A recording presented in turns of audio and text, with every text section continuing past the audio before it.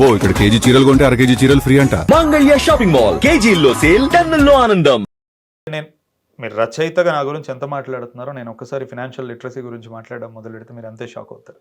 Because నాకు investments కానీ equity కానీ స్టాక్ మార్కెట్స్లో కానీ చాలా లాంగ్ టర్మ్ ఇన్వెస్టర్ నేను.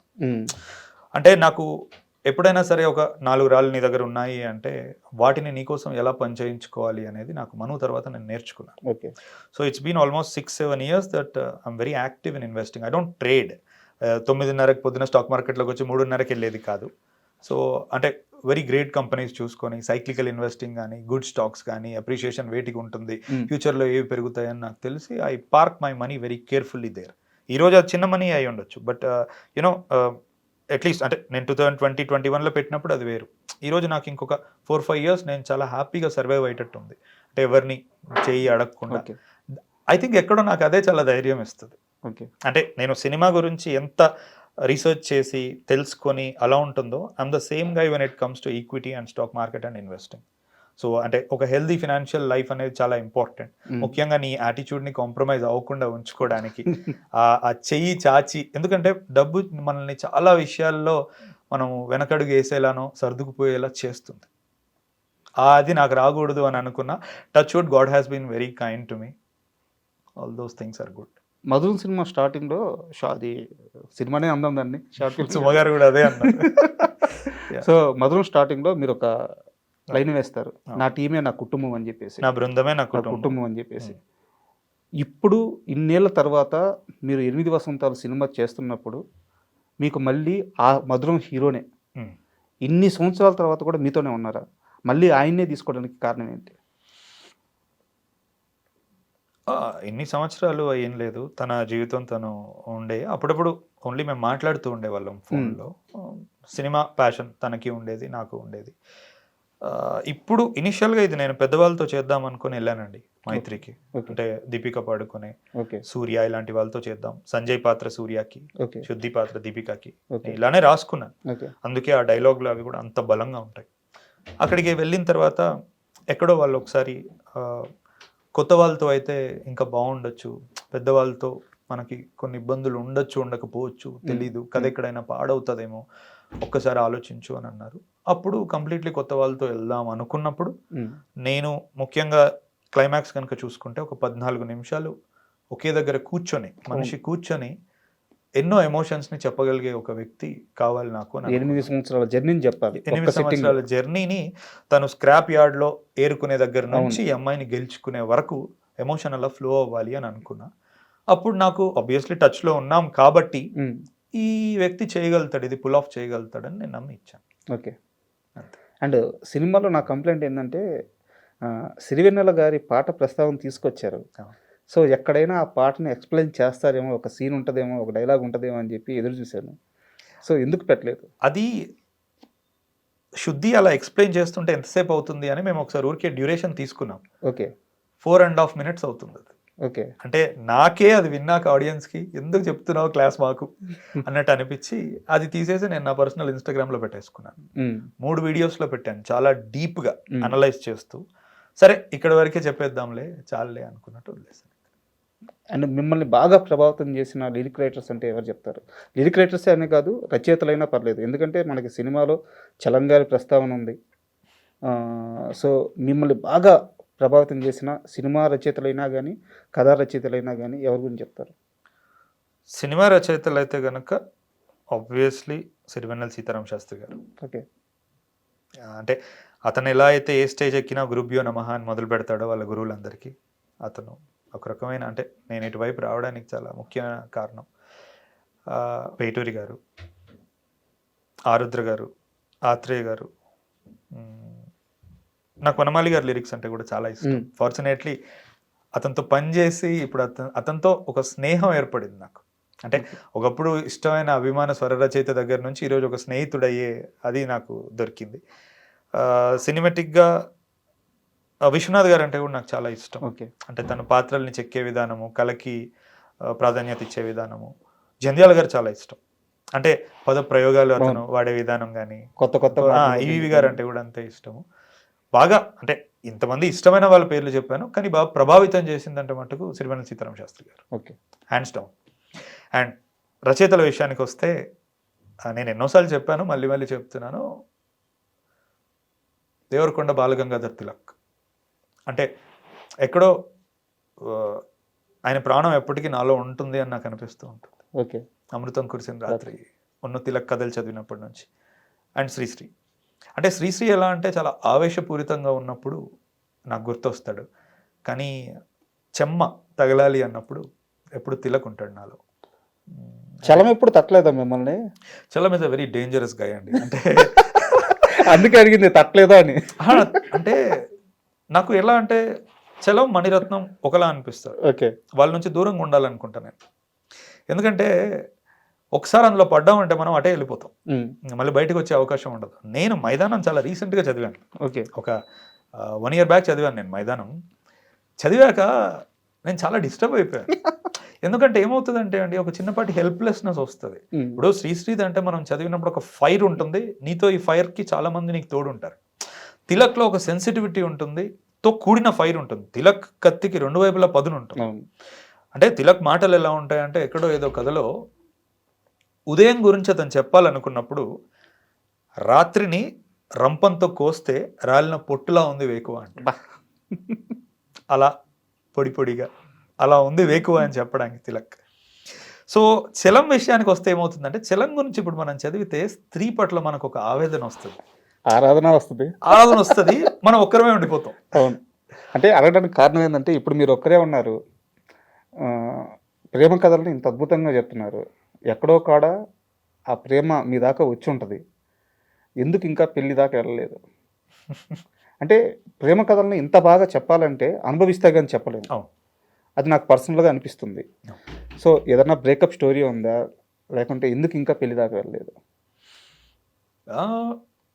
అంటే I don't want to go too much into details, but నేను ఒక ప్రశ్న అడుగుతాను. అంటే మనం కొన్నిసార్లు అంటే ప్రేమను మనం ఎంతగా అనుభవిస్తామంటే, జీవితంలో మనకు మళ్ళీ ఎప్పుడు ఇంకే వ్యక్తి మీద అది కలగదు. అది ఒకసారికే కలుగుతుంది, అది అలానే ఉండిపోతుంది. కలిగిందే? కలిగింది కాబట్టే కదా ఇలా ఉన్నాను. బ్రేకప్ అయినా అంటే ఈ రోజుల్లో ఎవరికి ఉండదండి, శుద్ధిలానే. మీకైతే ఒక సమాధానం దొరికే బ్రేకప్ అయిందా? సమాధానాలు నిజ జీవితంలో దొరకవు, అందుకే సినిమాలో పెట్టారు అంతే. అంటే వీఆర్ ఆల్ అంటే ప్రతి ఒక్కరి కథలో అర్థం కానితనం ఒకటి ఉంటుంది. ఇప్పుడు వాళ్ళకి అర్థం కాకపోవచ్చు, నాకు అర్థం కాకపోవచ్చు. సినిమాలో మనం ఆ క్లోజర్ ఇవ్వగలుగుతాం, నిజ జీవితంలో ఉండదు. అండ్ ఫణీంద్రనాథ్ శెట్టి గారి నెక్స్ట్ స్టెప్ ఎలా ఉండబోతుంది? మీకోసం సినిమాలు తీసుకోబోతున్నారా, లేదు జనంకి అందరూ నచ్చే సినిమా తీయబోతున్నారా? అందరూ నచ్చే అనేది ఎప్పుడు ఒక ఏమంటారు దాన్ని, ఇట్స్ అన్ ఆక్సిమోరాన్. అది అందరికీ ఎప్పుడు ఏది నచ్చదు. సరే, ఎక్కువ మందికి నచ్చే, ఇంకా ఓపెన్గా మాట్లాడాలంటే ఒక కమర్షియల్ సినిమా. అంటే ఒకటి, నేను కంప్లీట్ ఇండిపెండెంట్ స్ట్రక్చర్లో మనవి చేశాను సార్, కంప్లీట్ ఇండియాలో. నిజంగానే ఇప్పుడు ఇండియాలోనే చాలా పవర్ఫుల్ స్టూడియోస్, మైత్రితో నేను సినిమా చేశాను. అంటే నాకు 2 అనుభవాలు ఉన్నాయి చాలా బలంగా. సో 3rd ఫిలిం అనేది మళ్ళీ వెనక్కి ఇండికి వెళ్ళాలా, లేదంటే స్టూడియోతోనే చేయాలా, లేదంటే 2 కలిపి ఏదైనా ఒక హైబ్రిడ్ మోడల్ క్రియేట్ చేసుకోవాలా, ఇంతకుముందు అన్నట్టు ఇటు ఆర్ట్ని అటు కమర్స్ని కాంప్రమైజ్ అవ్వకుండా చూసుకోవాలా అనేది నేను ఇంకా నావిగేట్ చేస్తున్నాను. అంటే ఆడియన్స్ పరంగానైతే నాకు ఈ వారం రోజుల్లో 1000 మంది నాతో అన్నమాట అదే, మీరు ఎలా ఉండాలనుకుంటున్నారు అలాగే ఉండండి అని. అది నేను చెప్పుకున్నది కాదు, వాళ్ళు చెప్తుంది. వాళ్ళు అలాగే కోరుకుంటున్నారు, అలా ఉంటేనే సర్వైవ్ అవుతుంది నిజంగా art, poetry or whatever it is. ఇంత మనసుకు తాకగలిగే సినిమా అంటున్నారు. But I'll give it some time. నాకు నెక్స్ట్ వచ్చేటప్పుడు ఏంటంటే, నాకు లెగసీ ఫిల్మ్స్ చేయాలని ఉంది. లెగసీ ఫిల్మ్స్ అంటే 2 parts 3 parts ఉండే ఫిల్మ్స్, మనకి స్టార్ వార్స్లా ఇలాంటి వాటిలా కథ అలానే ఉంది. మేబీ అది తీసుకోవచ్చు, నేను తెలియదు. మొన్నటి వరకు క్రైమ్ అనుకున్నాను, బట్ 8 వసంతాలు రిలీజ్ అయిన తర్వాత మళ్ళీ నేను వెనక్కి వెళ్ళి మనం ఎలా చెప్పాలనుకున్నామో అలాగే చెప్దాం. కాకపోతే ఈసారి జానర్ మారుస్తున్నాను. బట్ మీకు నచ్చిందే చేయండి, ఫాస్ట్గా చేయండి. ఎందుకంటే మీలాంటి ఫిల్మ్ మేకర్ చాలా రేర్. మీ దగ్గర నుంచి నెంబర్ ఆఫ్ మూవీస్ వస్తే ఎంతో కొంతమంది ఆలోచిస్తారు. ఇక్కడ ఒక సమస్య ఉందన్నమాట. ఇప్పుడు మీరు ఒక్కరు ఉన్నారు, మీతో పాటు ఒక 5-6 మంది దర్శకులు ఈ జానర్లో ఇలా ఒక క్రియేటివ్గా, ఒక సెన్సిటివ్గా కథలు చెప్పగలిగితే మార్పు అనేది చాలా త్వరగా వస్తుంది. Exactly, very well put. దాన్నే మనం న్యూ వేవ్ అంటాం. నేను కోరుకునేది కూడా అదే. బట్ మన బ్యాడ్ లక్ ఏంటంటే నెంబర్ చాలా తక్కువ ఉంది ఆ నెంబర్. అంటే చాలా మంచి హృదయానికి హత్తుకునే సినిమాలు తీసిన వెరీ యంగ్ ఫిల్మ్ మేకర్స్ కూడా కమర్షియల్ ఫిల్మ్స్కి వచ్చేసారు. It's very sad. కానీ see who are we to say అండి, వాడు ఏం మాటలు పడ్డాడో, వాడు ఎంత కష్టపడ్డాడు, అంటే వాడు తెర మీద ఎవరెవరిని చూసి నేను ఇలా తీలేనా అని అనుకుని తీసాడో మనకు తెలియదు పాపం. సో నాకు చేతనైనంత నేను చేయడానికి ప్రయత్నిస్తాను. అండ్ ఒక వ్యక్తి గురించి మాట్లాడుకోకుండా ఇంటర్వ్యూ పూర్తి చేస్తే అది నిజంగా తప్పే అవుతుంది. మీ కెమెరామెన్ విశ్వనాథ్ రెడ్డి గారు, ఆయన పెళ్ళిళ్ళకి ఫోటోగ్రాఫర్ అని చెప్పి తెలిసింది. ఆ స్థాయి అక్కడి నుంచి ఈరోజు 8 వసంతాల సినిమా చూస్తుంటే ప్రతి స్క్రీన్ అంటే ప్రతి ఒక్క ఫ్రేమ్ కూడా ఒక పెయింటింగ్ అని ఏమన్నా వేసారా అలా అనిపిస్తుంది. మన రీసెంట్గా ఆయనకి అవార్డు కూడా వచ్చింది.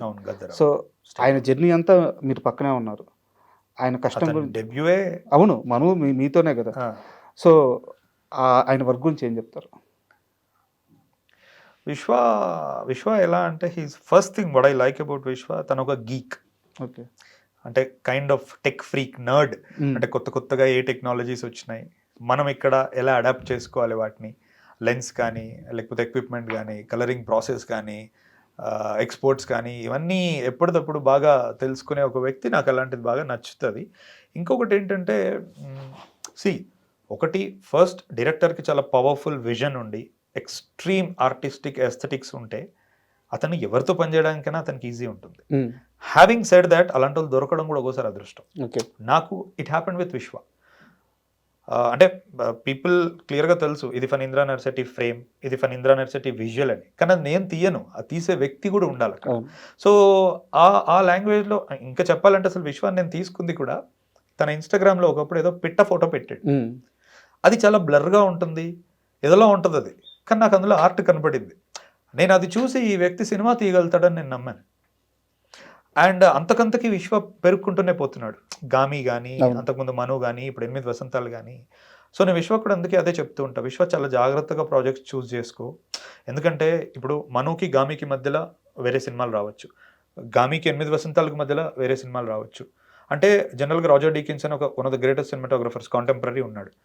హాలీవుడ్లో ఎలా ఉంటుందంటే అతను ఒక కథ తీసుకున్నాడు అంటే ఇర్రెస్పెక్టివ్ అతను ఏ డైరెక్టర్తో అయినా పనిచేయని, అతను ఒక కథ పిక్ చేసుకున్నాడు అంటే అది ఒక గొప్ప కథ అని నమ్మే స్థాయికి ఆడియన్స్ వచ్చేసారు. సినిమాటోగ్రఫర్ పిక్ చేసుకున్న కథని. నేను విశ్వకి ఎప్పుడు ఆ మాట చెప్తూ ఉంటాను, అంటే నీ చేతిలో కెమెరా మాత్రమే లేదు, నువ్వు ఏది నిర్ణయించుకుంటున్నావు బ్రాండ్ కూడా ఉంటుంది. అంటే నీకు బాధ్యత ఉంది ఒక గొప్ప విజువల్స్ తీయగలిగేది. అంటే నేను చెప్పిన అసలు 8 వసంతాలు నా దృష్టిలో అవలీలగా తీసిన విజువల్స్ అవి నన్ను అడిగితే. అంటే నేను మనుకి చాలా కష్టపడ్డాం, క్రూ తక్కువ మంది ఉన్నారు, 9 మందే ఉన్నారు, ట్రైపాడ్లు కూడా గాల్లో ఇలా పట్టుకునే వాళ్ళం మేము ఏం లేకుండా. 8 వసంతాలకి 150 మంది 200 మంది ఉన్నారు మాకు. ఇక్కడ నాకు చిన్న డౌట్ ఉంది, అది కరెక్టా లేదో మీకు క్లారిటీ ఇవ్వండి. మను సినిమా విషయానికి వస్తే లైటింగ్ అనేది చాలా డార్క్గా ఉంటుంది. ఈ 8 వసంతాల విషయానికి వచ్చే చాలా బ్రైట్గా ఒక పెయింటింగ్ లాగా ఉంటుంది. ఆ సినిమాలో అలా ఉంది కాబట్టి మనం ఈసారి వేరేగా ట్రై చేద్దామని చెప్పి చాలా ఫోకస్డ్గా తీసుకున్నానేమో. కథరీత్యా చెప్పాల్సిన అవసరం ఉంది కాబట్టి అలా చూపించాల్సిన అవసరం ఉంది కాబట్టి అలా చూపించారు కథరీత్యా. ఎందుకంటే మను అనేది ఇద్దరు లోన్లీ పీపుల్ కథ. లోన్లీనెస్ని ఎప్పుడైనా సరే లిటిల్ బిట్ డార్క్ను అందులోనే చూపించాలి. ఇది అలా కాదు, ఎంత కష్టం వచ్చినా పైకి ఆమె ఉత్తుంగ తరంగం లెక్క పైకి వచ్చే ఒక పాజిటివ్ కథ ఇది. సో ఇందులో లైట్ ఎక్కువ కనపడాలి, అప్రిషియేట్ చేయడానికి ఉండాలి. సో నెరేటివ్లోనే ఆ గుణం ఉంది. చాలా థ్యాంక్స్ సార్, ఎందుకంటే ఒక మంచి సినిమా తీశారు అండ్ పైగా నన్ను నమ్మి నా ఇంటర్వ్యూకి వచ్చారు. నేను శక్తివంచన లేకుండా ఒక మంచి ఇంటర్వ్యూ చేశానని నమ్ముతున్నాను. అండ్ మీరు ఒక మంచి సినిమా మళ్ళీ తీసి మళ్ళీ సక్సెస్ అయిన తర్వాత మన ఇద్దరం ఇలాగే కూర్చొని మరో ఇంటర్వ్యూ చేద్దామని మనస్ఫూర్తిగా కోరుకుంటున్నాను. Thank you sir. తప్పకుండా. Thank you.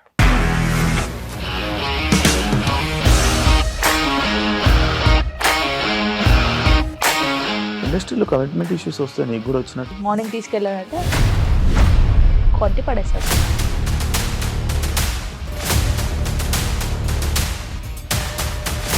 ఒక్కళ్ళు కూడా చూడలేదు ఈ సినిమా అని చెప్పడానికి కూడా చాలా ధైర్యం కావాలి. అది నిజం కదా, దాంట్లో ధైర్యం ఏంటి? ఇది నెక్స్ట్ డే ప్లేట్ మార్చేస్తే తప్పు కదా. As of now we're comfortable this అని నేను అనుకుంటున్నాను. రష్మిక గారిది మీది ఒకే ఊరంట కదా? నీకు కోపం వచ్చిందంటే బాగా తిట్టేత్తరా? తిట్టేస్తామండి. నిజంగా గేమ్ ని ఎలా చేంజ్ చేయగలిగారు? ఏపీఎస్ఎఫ్సి వాళ్ళకి 6 నెలల్లో నేను 6 లక్షలు కట్టా. బిజినెస్ చేయాలనుకుంటే it is as difficult as riding a tiger.